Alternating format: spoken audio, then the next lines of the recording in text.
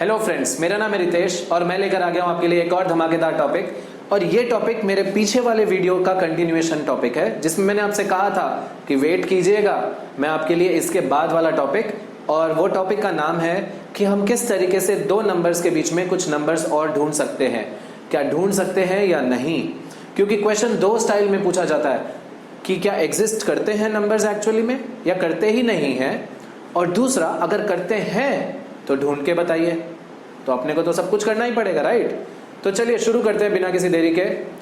और ये वीडियो ऐसा नहीं है कि सिर्फ 8th स्टैंडर्ड के लिए यूजफुल है, ये 9th में भी काम आता है और ये 10th में भी पूछा गया है कई बार।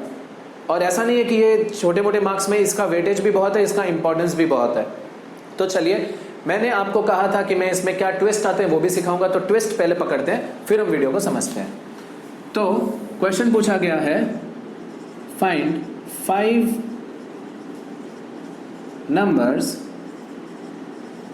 between 2 and 3। बस ये है क्वेश्चन। इस क्वेश्चन में से बस हमें आइडेंटिफाई करना है कि क्या 2 और 3 के बीच में 5 नंबर्स है या नहीं है। तो आप खुद से क्वेश्चन पूछे, सर कौन से नंबर्स, कि कौन से नंबर्स ढूंढने हैं, कौन से नंबर्स। एग्जैक्टली यही तो मेरा ट्विस्ट है। 5 नंबर्स बोले, नेचुरल नंबर्स ढूंढने हैं, होल नंबर्स ढूंढने हैं, या फिर आपको ढूंढने हैं रैशनल नंबर्स या इंटीजर्स। भाई बताओ तो सही। तो अगर नेचुरल नंबर्स ढूंढने की बात करी इन्होंने, अगर इन्होंने कहा कि नेचुरल नंबर्स ढूंढो, तो आप कह दो सर कि एक भी नंबर इन दोनों के बीच में ऐसा एग्जिस्ट नहीं करता जो नेचुरल हो, क्योंकि नेचुरल नंबर्स में 2 के बाद तो सीधा 3 ही आता है, कंफर्म्ड। चलो ठीक है सर, होल नंबर्स पूछा है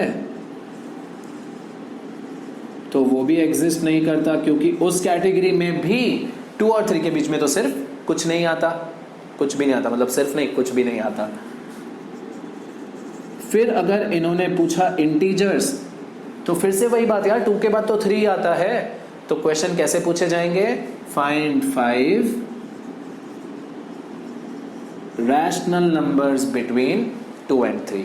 तो ये था ट्रिक। इसमें कई बार टीचर्स आपको ट्रिक कर देते हैं और अपने मार्क्स कट जाते हैं, तो ये ध्यान रखिएगा। अगर आपके सर या टीचर बोल रहे हैं फाइंड 5 नंबर्स, तो आप पूछे कि सर कौन से, नेचुरल, होल, इंटीजर्स, क्योंकि वो नंबर्स एग्जिस्ट करते ही नहीं है। तो क्या अब हम ढूंढेंगे कि 5 रैशनल नंबर्स कैसे ढूंढते हैं। ठीक है, मैं आपको 3 एग्जाम्पल दिखाऊंगा जो अलग अलग वैरायटी के क्वेश्चंस हैं, और उनमें हम सीखेंगे कि किस तरीके से वैल्यूज डिराइव की जा सकती है। तो चलिए शुरू करते हैं। सो 2 और 3 के बीच में बोला गया है नेचुरल, होल और इंटीजर्स तो एकदम भी एग्जिस्ट नहीं करते, इतना तो हमें पता चल गया। आगे क्या करेंगे, तो मेरा सबसे पहला स्टेप है कि इनको आप फ्रैक्शन फॉर्म में ले आओ, रैशनल फॉर्म में ले आओ, p/q फॉर्म में। तो ये हो गया 2/1 और ये हो गया 3/1। अब अगर आप अच्छे से ऑब्जर्व करोगे तो 2/1 और 3/1 p/q फॉर्म में आ गए। ठीक है भाई, 2/1 और 3/1 p/q के फॉर्म में आ गए। उसके बाद आप ये देखो कि 2 और 3 के बीच में तो कोई गैप है ही नहीं। ठीक है, यहाँ पे दोनों के डिनोमिनेटर सेम करने हैं, ये है हमारा पहला स्टेप। तो मैंने दोनों के डिनोमिनेटर में 1 लगाना पड़ा, क्योंकि ये नेचुरल, इंटीजर या होल नंबर्स में से था। p/q में लाने के लिए 1 यहाँ पे हमें डालना पड़ा।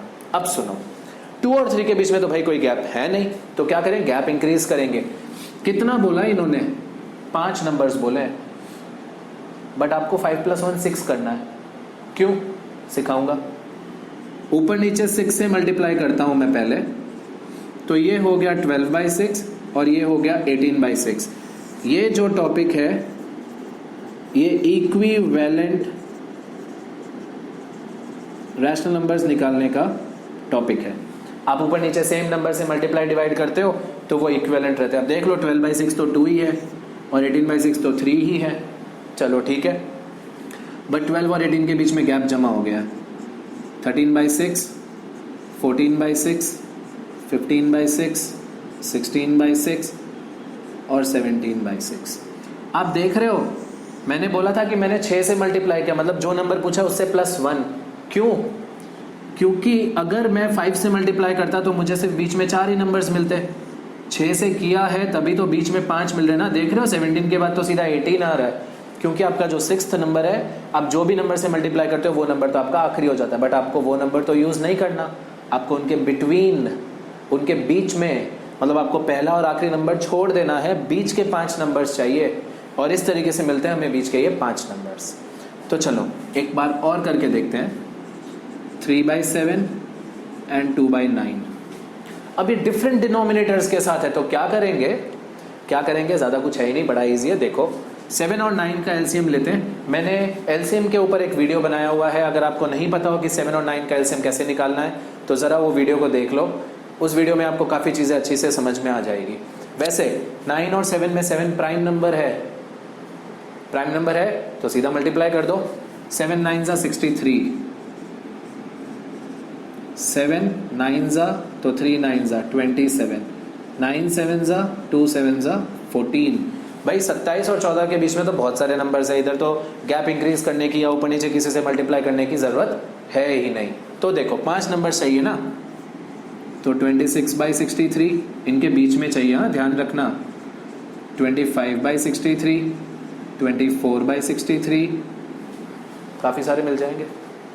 बट सपोज करते हैं कि ये नंबर है 28/63 और इनके बीच में तो कोई गैप है ही नहीं, तो गैप इंक्रीज करने के लिए क्या करेंगे, हम ऊपर नीचे 6 से मल्टीप्लाई करते हैं, जो कि इस केस में नहीं करना। मैं आपको ये समझा रहा हूं कि अगर ऐसा दिया होता तो क्या करते। तो आई होप ये टॉपिक आपको क्लियर हो गया होगा। इस मेथड को कहते हैं एवरेज मेथड, नो, इस मेथड को कहते हैं गैप इंक्रीज करने वाला मेथड। ये मेरा खुद का नाम दिया हुआ, आप ऐसे समझ लो कि अगर आपके डिनोमिनेटर सेम करने के बाद भी गैप ना मिले तो गैप को इंक्रीज करो। हाँ, जरूरी नहीं है कि 5 दिया हो तो 6 से, आप 500 से भी मल्टीप्लाई कर सकते हो, आपको गैप इंक्रीज करने को बोला गया है, गैप इंक्रीज कर दो बस, ठीक है। टेक्स्ट बुक में एक और मेथड दिया हुआ है जिसे हम कहते हैं एवरेज मेथड। अब एवरेज का मतलब क्या होता है, you add 2 numbers and then you divide it by 2, you will get the mid point, ठीक है, और मिड पॉइंट तो दोनों नंबर्स के बीच में ही आता है। तो चलिए अब इसको हम लोग एवरेज वाले मेथड से सॉल्व करके देखते हैं। ये मेथड आपको 8th में भी सिखाया, 9th में भी सिखाया, पता नहीं क्यों 2-2 बार।